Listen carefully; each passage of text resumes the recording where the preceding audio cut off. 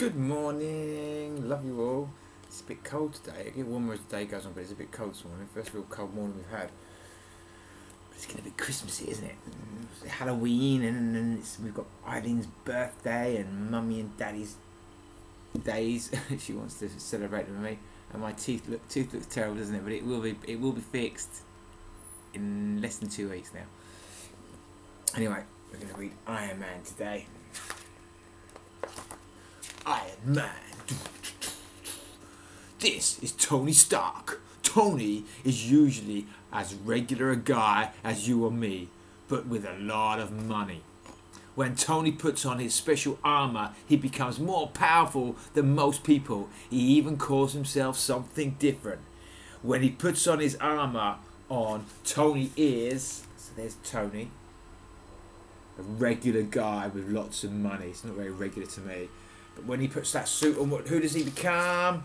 The invincible Iron Man. But Tony wasn't born a superhero. He hasn't always fought to protect people. And here's Iron Man flying through the sky.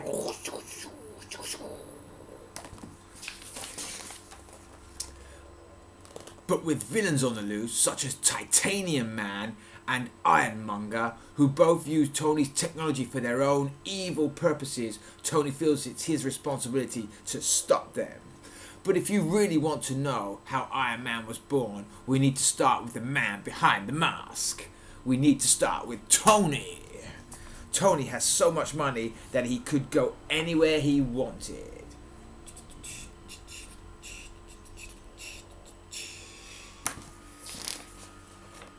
He loved to have fun. He loved the finer things in life.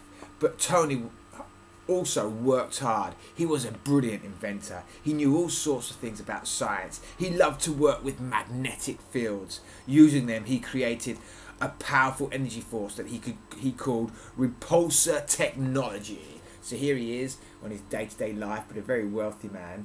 And here he is using his knowledge to invent things. The repulsor technology.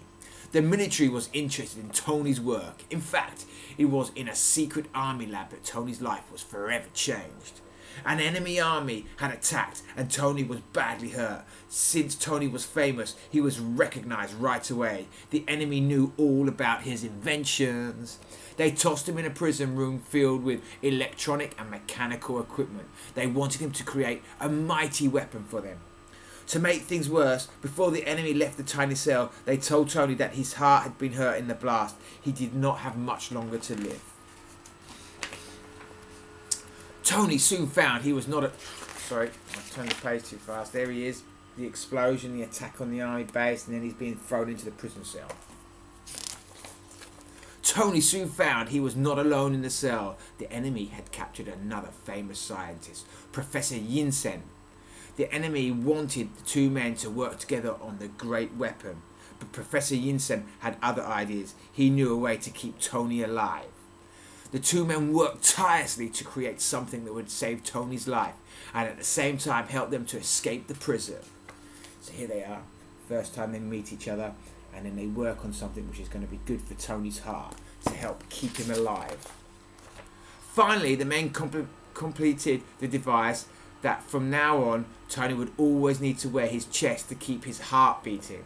But that wasn't all they had created. Using Tony's repulsors, they had built boots that could help a man fly, gloves that could crush cold steel, and a helmet that could protect a man from the most terrible blast.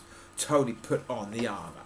So got the super heart, and then we started to create this armour. It's very rudimentary at the moment. Look, it's not really Iron Man style, but it's the prototype, the basis, and proved that no walls could hold the Iron Man.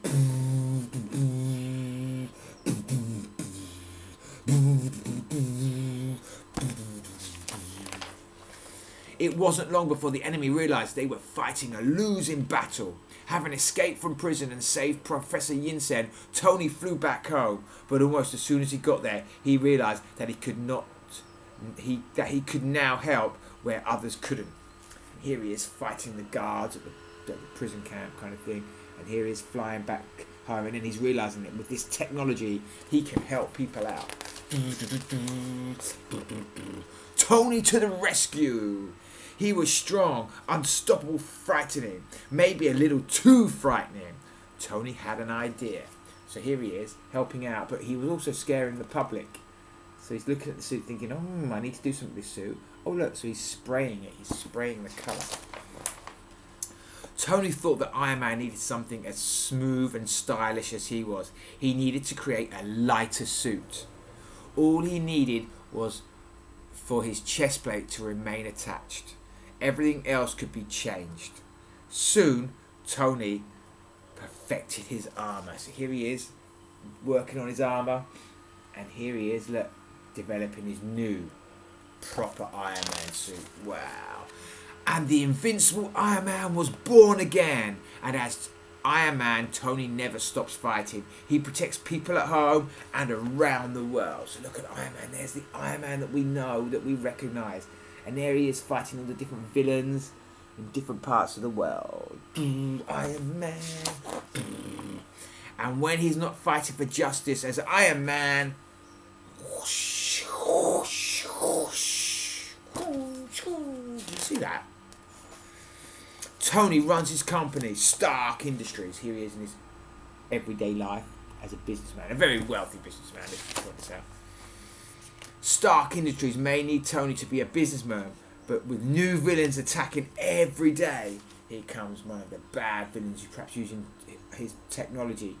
There's him putting on his Iron Man suit. The world needs Tony to be an Iron Man. See you soon. Woohoo!